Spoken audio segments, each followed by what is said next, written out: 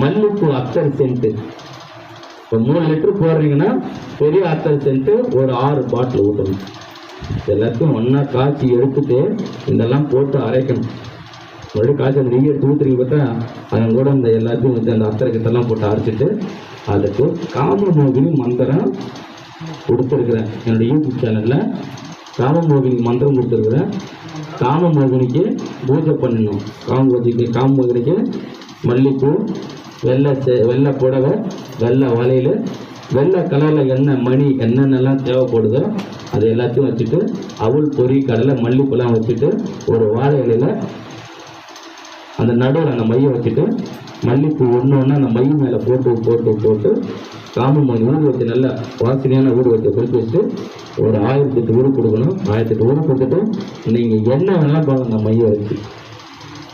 தயவுசெய்து சாமியாருக்கு மட்டும் கற்றுக்கிங்க. தேவையில்லாத வேலையெல்லாம் போயிட்டு போகிறீங்க துணை. ஏன்னா குடும்பத்துலேயும் ஒரு குடும்பத்தையும் கெடுத்துடும், நல்ல குடும்பத்தையும் கெடுத்து விட்டுருவாங்க மை.